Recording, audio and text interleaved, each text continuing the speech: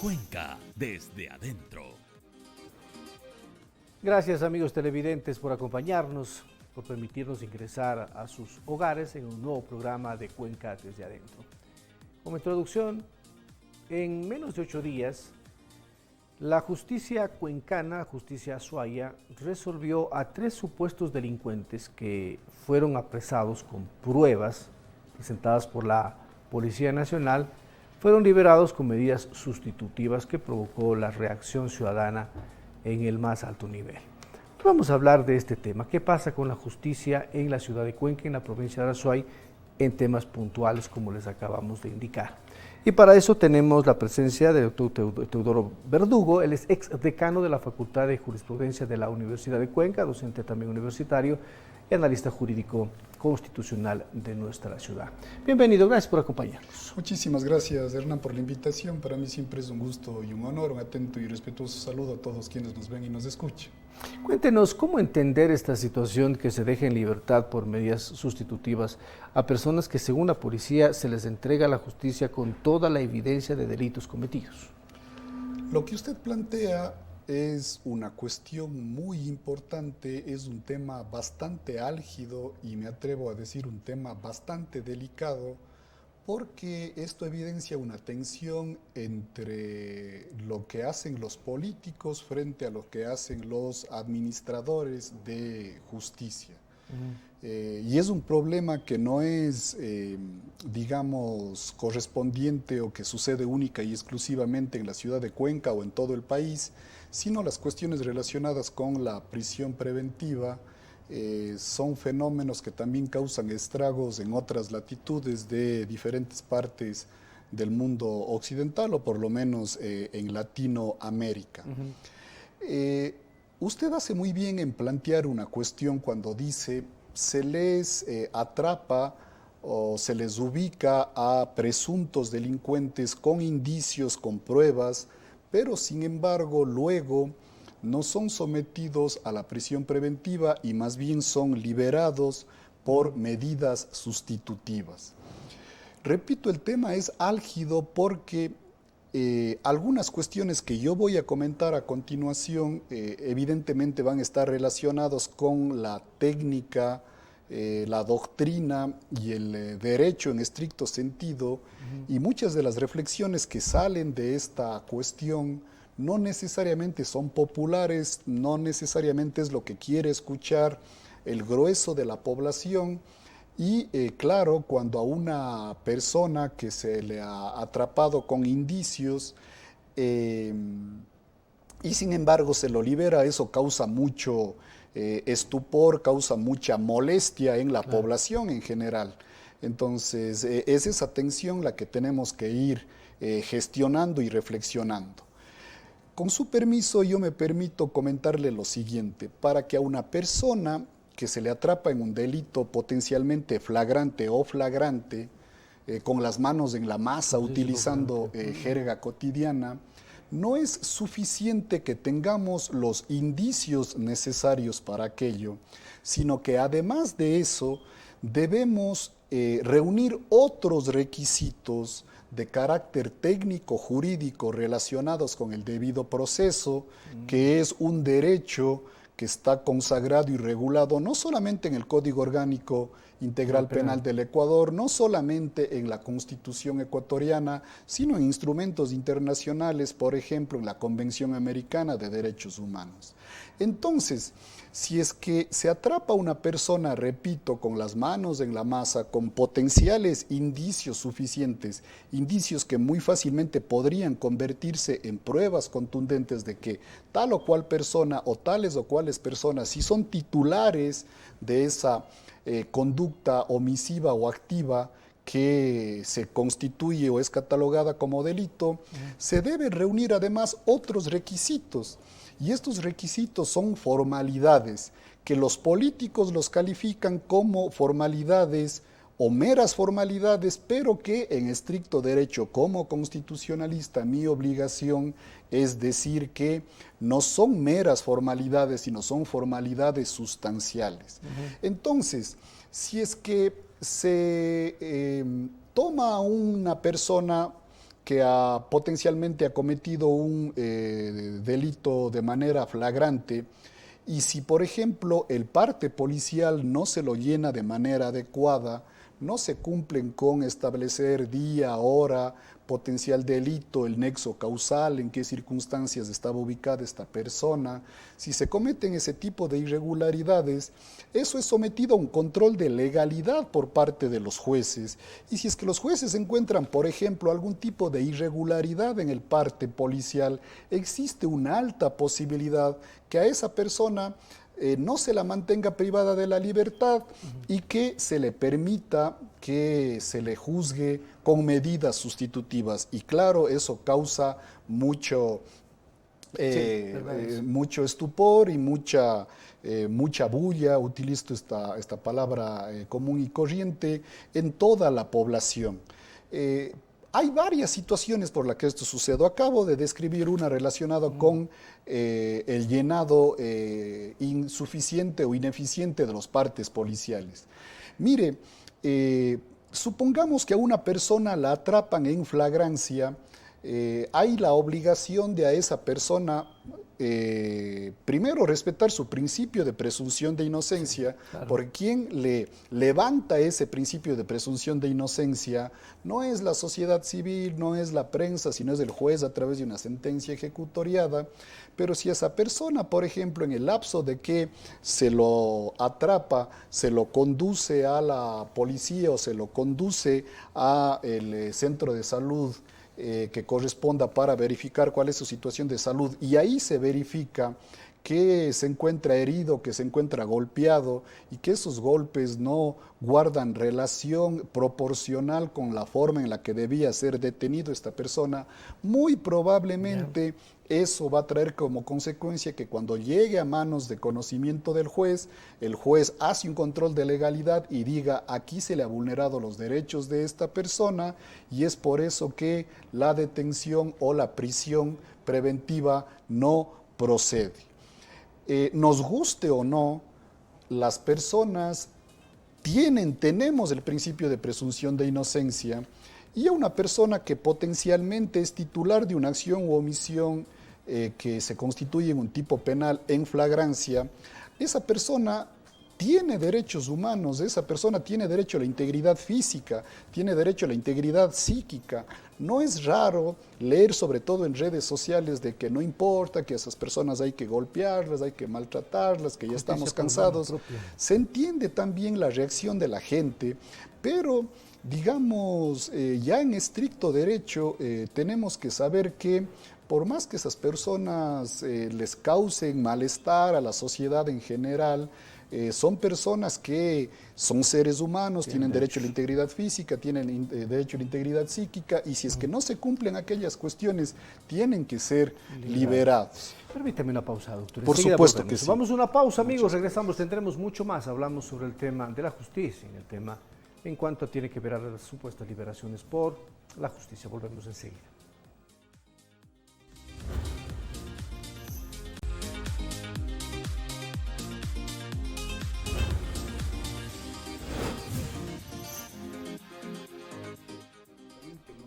Gracias, amigos, por acompañarnos. Dialogamos justamente sobre el tema, amigos, de estas dos liberaciones que han existido de personas que aparentemente con pruebas no fueron dadas prisión preventiva. Ahora, doctor, analicemos un poquito más y desglosemos de lo que usted nos estaba comentando en el análisis, que sin duda es importante, pero la policía es acusada por parte de la Fiscalía que no ha hecho bien un parte. La policía dice: no, yo sí es el parte, el que no entregó es la Fiscalía y llegó tarde, para el caso, por ejemplo, del penúltimo caso presentado aquí en la ciudad de Cuenca, y no se pasaron las 24 horas de flagrancia. Y en el otro tema de que la Fiscalía no acusa, no pide prisión preventiva, sino pide medidas sustitutivas. Y cuando vamos hacia ellos, simplemente pues cada uno tiene su razón y su justificación, pero al fin y al cabo salen los delincuentes a las calles. ¿Cómo solucionamos eso? Claro, precisamente lo que usted plantea es una cuestión compleja, como dije al inicio de mi intervención, es una cuestión bastante delicada Pero una de las soluciones a esta cuestión creo que es el diálogo interinstitucional entre la función judicial, jueces, órgano auxiliar principal de la función judicial, fiscalía y también la fuerza pública. No se trata de derivar la culpa total hacia uno de estos tres actores de manera explícita, pero yo creo que cuando uno hace un análisis de varios casos, podemos encontrar que en algunas ocasiones hay falencias de la policía, en otras ocasiones hay falencias de fiscalía y también pueden haber falencias por parte de los jueces. Ahora, en honor a la verdad, en los casos que usted ha mencionado y que los conozco, nos hemos empapado en este tema, es mi obligación decir que ahí lo que hubo es algunas negligencias, algunas equivocaciones, no por parte de los jueces, no por parte de la función judicial, sino más bien por parte de la fuerza pública. La policía. La Constitución establece que una persona que ha sido detenida para investigación o por potencialmente haber cometido un delito en la categoría de flagrancia, no puede estar privada de libertad por un lapso superior a 24 horas. Y claro, por diferentes circunstancias de carácter burocrático, de carácter de que se les acumula el trabajo y cosas por el estilo, se le presenta a la persona frente al juez después de haber transcurrido las 24 horas. El juez va a instalar la audiencia, va a hacer el control de legalidad y va a decir: la detención de este ciudadano es ilegal porque las 24 horas se cumplieron en tal o cual tiempo. Y claro, si es que esa persona sale y desafortunadamente esa persona tal vez vuelve a cometer algún ilícito, claro, la lógica simple, digamos, nos hace decir a todos como ciudadanos: pero ¿qué pasa? ¿Cómo se le ocurre al juez permitir que esta persona salga para que inmediatamente vuelva a cometer un ilícito?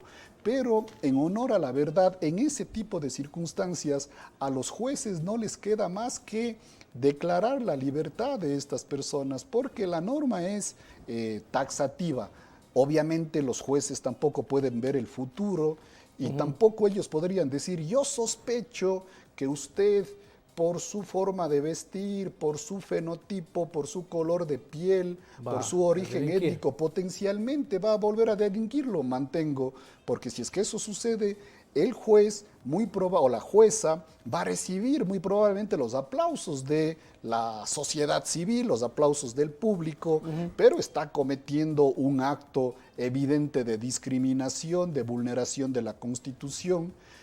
Lo que debe perseguir el sistema penal no son personas, son actos. Entonces, delitos, actos, omisiones.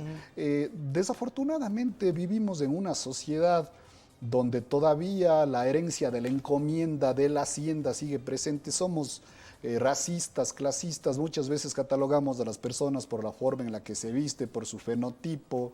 Se escucha de manera bastante común, hasta entre en el mundo abogadil, de que tal o cual persona tiene pinta de esto, tiene pinta de esto otro. No, esta persona que tiene tales, tiene ojos claros. No, esta persona imposible, bien vestido, de buena familia, no va a delinquir. Esta otra persona harapienta y cosas por el estilo, sucia, sí potencialmente va a delinquir. Esos son los problemas, ¿no? Entonces, son esas circunstancias y yo repito, yo creo que esto se soluciona con un diálogo interinstitucional fuerte. Ahora, ¿cuál es el problema? El problema es que los políticos saben, en estricto sentido, en su interior, que en buena parte de las ocasiones los jueces actúan bien, pero lo que quieren los políticos es mantener el apoyo de la sociedad civil, el apoyo del pueblo, el apoyo del cuerpo electoral, y claro, van a echar la culpa totalmente a los jueces, a los fiscales, cuando, repito, Si bien en estos casos que usted ha mencionado, yo sí creo que ahí hubo falencias de la policía y eso no significa que estemos diciendo que la policía es un ente que actúa de manera negativa y cosas por el estilo, pero hay otros casos donde también, claro, hay equivocaciones de jueces, también hay equivocaciones de fiscales, pero estamos en un Estado constitucional de derechos y justicia y es necesario que se respeten estas reglas. Sin duda. Permítame una nueva pausa. Por Volvemos supuesto que enseguida sí. ya con la parte final, amigos. Gracias por acompañarnos. Hablaremos también de la justicia por mano propia. ¿Se puede o no se puede? Volvemos enseguida.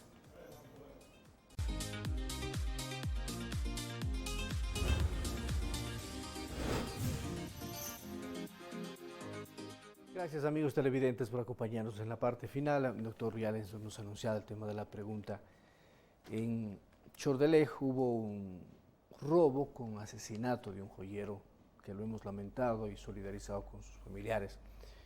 Pero después de esto la gente reacciona y hay 2 linchamientos. Otros ocurrieron en el centro del país, pero ajusticiamientos casi ocurre cada semana acá, pero sin muerte, pero con golpes a los presuntos delincuentes que después son entregados a la Policía Nacional. Estamos ante esta decisión de la justicia y ante lo que usted decía en el bloque anterior, falta de diálogo entre todos y ver dónde están los problemas enfrentados a esto, es decir, que la gente finalmente ya no crea en la justicia en general y aboque y decida otras cosas. Exactamente. Si nos hacemos la pregunta, ¿los linchamientos de esta naturaleza proceden o no proceden en un Estado constitucional de derechos? La respuesta, y con mayúsculas, es no. De acuerdo. Ahora, cuando suceden, es una señal preocupante de la anomia en la que estamos ingresando, que estamos viviendo dentro de la sociedad.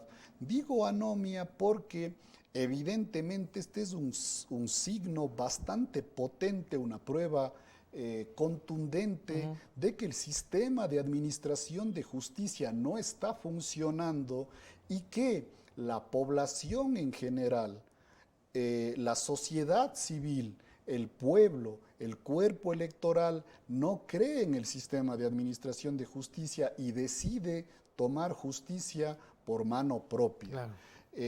Ahora, si es que hiciésemos una especie de referéndum, ¿no?, y preguntásemos de manera masiva a la población de la provincia de La Suay, de la ciudad de Cuenca, ¿está usted de acuerdo con que tomemos justicia por mano propia? Muy probablemente el sí tenga el 90%, pero eso no significa que las cuestiones como estas, que son populares, sean jurídicamente correctas. Hay cuestiones que sí pueden someterse al conocimiento y a la decisión del pueblo, pero estas cuestiones no. Entonces, los linchamientos que se van dando de manera semanal, que vemos que se dan en diferentes comunidades, son un signo indiscutible de la anomia en la que estamos viviendo, un signo indiscutible de que se deben tomar cartas en el asunto para fortalecer el sistema de administración de justicia, para que no sea en este caso la ira, las pasiones que se levantan en un barrio, en una comunidad, las que tomen el lugar que debe tomar la administración de justicia. También se entiende, ¿no?, precisamente por estos malentendidos, porque la gente cree que si esta persona se le somete al sistema de administración de justicia, probablemente va a ser liberado y cosas por el estilo, pero ya hemos venido dialogando hace un momento que esas liberaciones muchas veces se da por equivocación, por errores que cometen, en este caso, los que intervienen en ese sistema. Por eso, a riesgo de ser cansino, yo sí me atrevo a sostener y a sugerir que debe darse un diálogo interinstitucional. Creo que los políticos, los jueces, el sistema de administración de justicia, la policía deben sentarse, establecer planes de formación a la policía, protocolos bien establecidos, mecanismos que permitan precisamente que se dé, siguiendo el debido proceso, la captura y el aislamiento, si es que corresponde, de personas que, por ejemplo, están cometiendo delitos y han sido atrapados en flagrancia. ¿Será de pensar una reforma al Código Orgánico Integral Penal, COIP? Yo sinceramente creo que no. Yo creo que al Ecuador le sobran normas jurídicas. Yo creo que tal cual está regulado el debido proceso en el Código Orgánico Integral Penal, que prácticamente es un copia y pega de todos los principios del debido proceso establecidos en la Constitución, son suficientes, sin olvidar que también nosotros podemos echar mano y somos tributarios del sistema interamericano de protección de derechos humanos. Hay sentencias de la Corte Constitucional, sentencias también de la Corte Interamericana que nos dan salidas y soluciones a todos estos problemas. Yo sí creo que la cuestión es el diálogo, es institucional, para que se cometan en la menor medida de lo posible estos errores y no suceda aquello. Pero repito, desafortunadamente para la población en general, que no necesariamente, y eso no está mal per se, conocen de cuestiones que sí terminan siendo técnicas, ¿no? De las 24 horas de la flagrancia, hay flagrancia que se persigue durante 24 horas, debe establecer el nexo causal y demostrar que durante 24 horas yo estuve buscando a la persona que potencialmente había cometido la acción o omisión delictuosa, etcétera, etcétera. Son cuestiones que terminan siendo de alguna manera técnicas y que son resueltas por los jueces y, repito, por lo menos en los casos que usted mencionó hace un momento, de los casos acontecidos acá en la ciudad de Cuenca, yo de hecho no recuerdo ni siquiera cuáles eran los jueces o juezas que actuaron ahí, pero desde mi perspectiva actuaron en estricto derecho. Ahora que esas decisiones sean impopulares, esa es otra cuestión.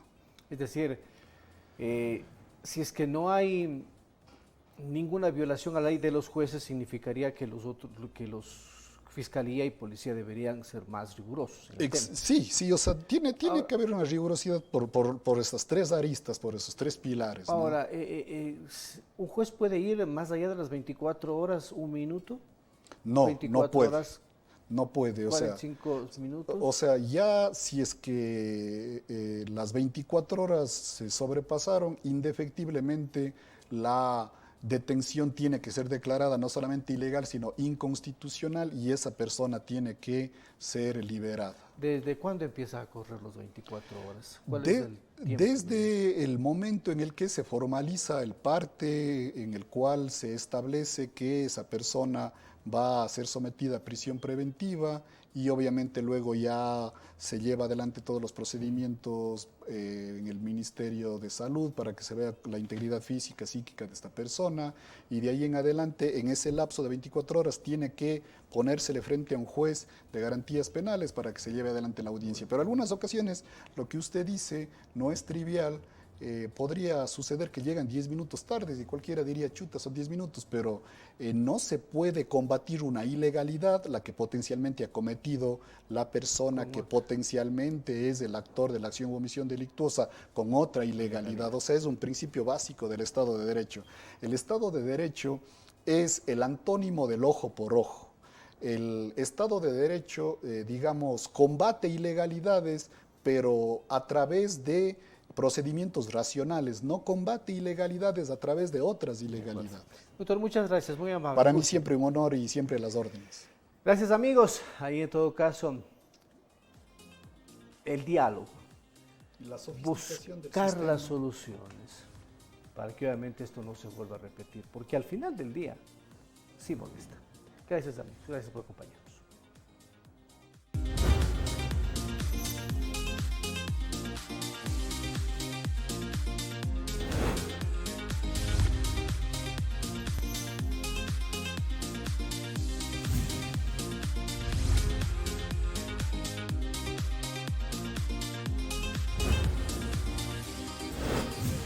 Cuenca desde adentro.